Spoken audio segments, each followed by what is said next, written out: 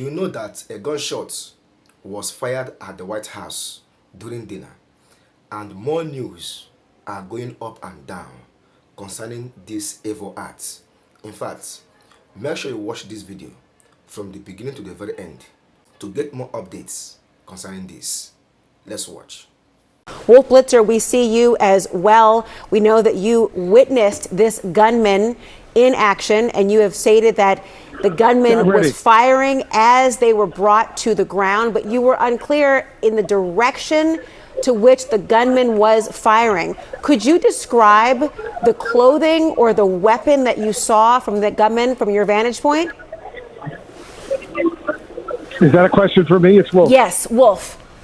I just saw a big gun. I don't know what kind of weapon it was, and I heard the loud bangs that were going off. It was extremely frightening. I was only a few feet away. It was a total coincidence. I was walking back to the ballroom. We were on one floor above the ballroom. You had to go downstairs to go back into the ballroom. But the gunman was clearly on the secure side of the metal detectors. I don't know how he got through, if he got through, if he had been there earlier, but he was armed, he was firing, and police were there, and they were on top of him within a minute or so, and then they were on top of me to protect me as if I could have been shot too. So it was just a very frightening moment, and I'm not surprised at all that they've called off the whole evening out of an abundance of caution, knowing that at least one individual armed with a weapon had managed to get a few feet away from the door to the ballroom. He was not in the ballroom. He was outside the ballroom, one floor up, a few stairs up. But it was clearly a very dangerous situation. In a situation like that, you don't take any chances because you don't know if he was acting alone, if there were others involved with him, and what was going on. So I'm now in the lobby of the Washington Hilton Hotel, and all the people who were inside are slowly but surely taking the escalator up, and they're getting ready to leave and see if they could get a ride home one way or another. The security going into the event tonight was incredible. I had never seen security around the Washington Hilton Hotel for a White House Correspondents Association dinner or for any other major dinner as tight as it was tonight. And I've been to about 30 of these White House Correspondents Association dinners over the years that I've been with CNN, and it was just very, very, very intense. And I have no idea if there were any indications that something like this could happen, but I know that security was beefing up potentially for something, and something happened. But the shots were fired just outside the door to the ballroom. The shooter did not get into the ballroom, was shooting one floor up, the stairs leading to the ballroom, and it was just enormously loud, difficult to comprehend what was going on. And I'm sure we'll be learning a whole lot more about the suspect, what was going on, if there was a motive or whatever. But when the cops saw me only a few feet away from the shooter, they threw me to the ground and got on top of me to protect me. And then after a few minutes, they picked me up and took me away to a secure room, the men's room, which was not very far away. And there were about 15 other men already inside who were just trying to stay secure in the face of the gunshots that were going off. And I think I heard at least 3, maybe 6 gunshots, boom, boom, boom, boom. And it was just enormously loud. I had no idea what was going on. And for, initially, when the cop pushed me down, I said to myself, I wonder if, I was a target or whatever. And thank God I wasn't, because I was not shot. I was just thrown to the ground and protected to make sure that there were no gunshots aimed at me. So it was just a coincidence that I happened to have been there walking back to the ballroom when all of this took place. And it was just a frightening moment indeed. And people are still here at the hotel. They're trying to get out of here. They want to go home. I don't blame them. It's just a scary, scary situation. You can watch as it's unfolding right now. You're going to see from the left part of your screen in a moment. Yeah, this is the first time that we are seeing this on the big monitor, and the first time we are playing this at CNN. Okay, that guy just see ran how quickly. Right. Wow. And you see the area that they appear to be near. We were told earlier in the presence of a magnetometer. Look at the number of agents with weapons drawn who are running and pursuing this person.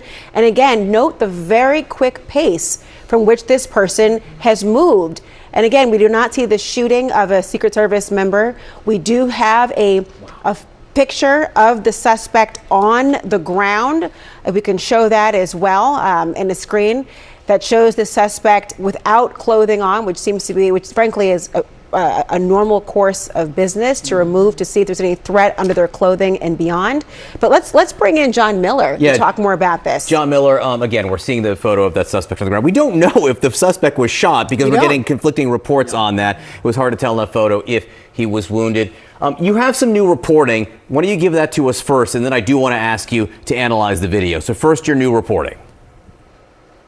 Sure. I mean, we've been looking into this individual since early on in this. And, you know, the picture that emerges of the man who's in custody is a 31-year-old man from Torrance, California. He is a graduate of California State University from Dominguez Hills. He seems to go on from there to Caltech. He does a volunteer program at the Jet Propulsion Lab. Looking at his social media, looking at his posts, what he plays as a nerd, techie, doesn't scream assassin, can't find controversial posts. He likes some other people's posts, complaining about layoffs in Washington of federal employees and things like that. But his social media doesn't tell us much about him. So the picture that emerges is not what you might expect from your typical assassin. But then again, look back at the other people who've been involved in these things. And if you've met one attempted assassin, you've met one attempted assassin. And John, the president did say he has no reason to believe this individual was motivated by Iran. That's the one bit of information he gave us. And he was quite dismissive about that. He goes, I don't think so. I don't think there's any reason to think that. What he was motivated by is still to be determined. We will learn. Now, John, I don't know if you've had a chance to see the video the president put out. We played it. We'll play it again here of this individual running past the security. Just tell us what you see with your trained eye here. So he's running at breakneck speed, and you see the first agent who he is running towards literally spins out of the way while drawing his gun at the same time, and then shots are fired. This happens in less than seconds. These are milliseconds in terms of the reaction time.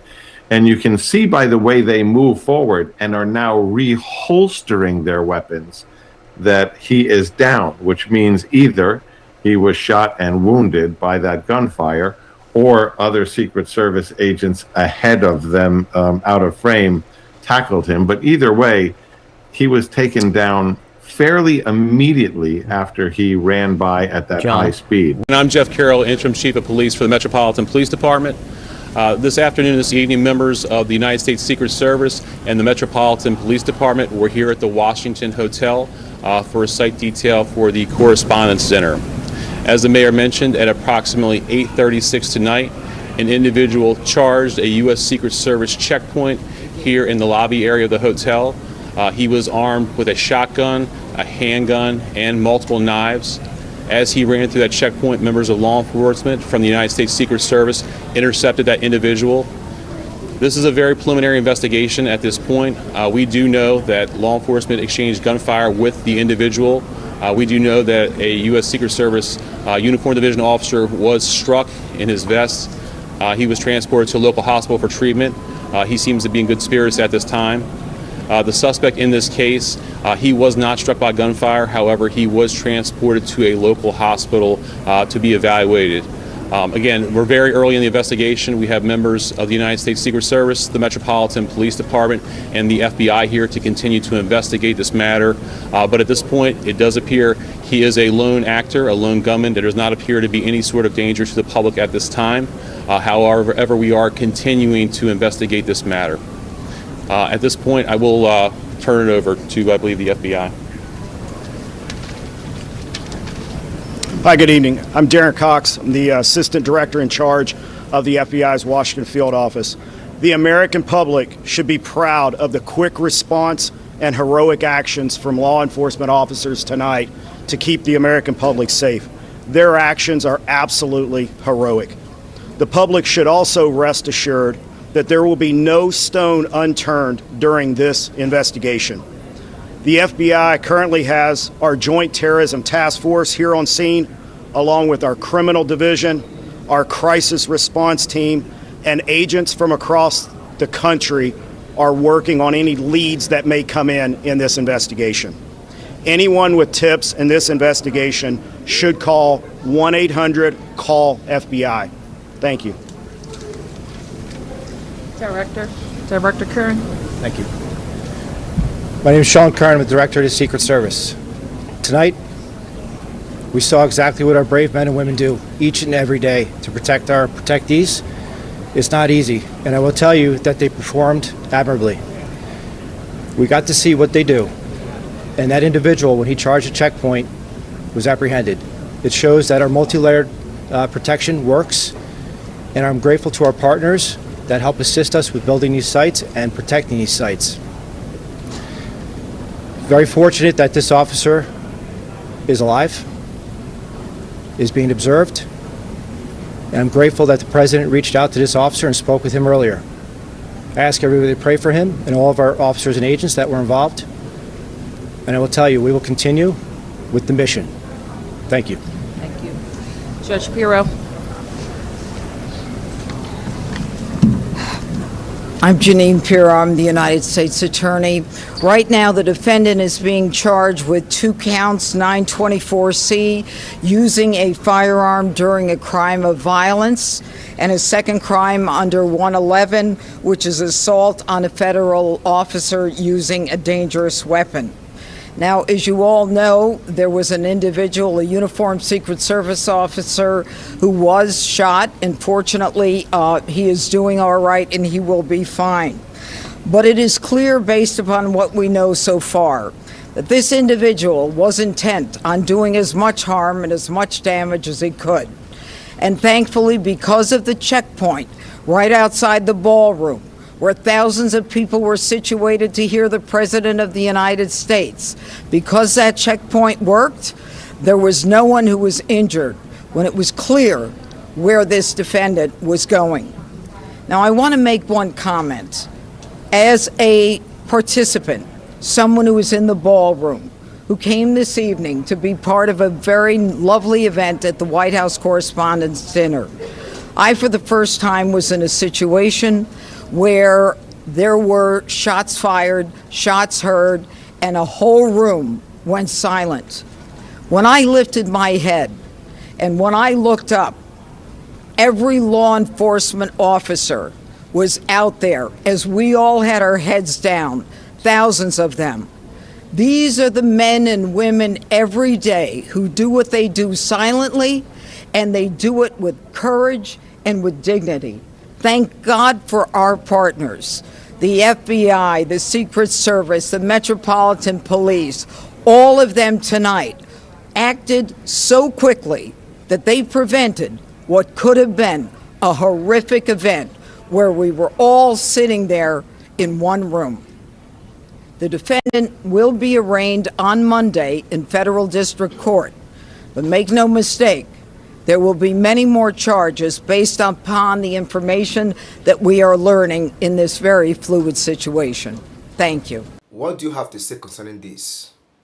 Drop your opinion in the comment section so that others will learn. But all I have to say is that this is not right. I don't know who will be involved or who will be the person sponsoring this, because for a troop to come to the White House and fired a gunshot, someone is sponsoring them. Yes, somebody is involved somewhere sponsoring them because they want to attack the US and the White House. Drop your opinion once again. For more updates and news like this, please subscribe to this channel. See you in the next one, and bye.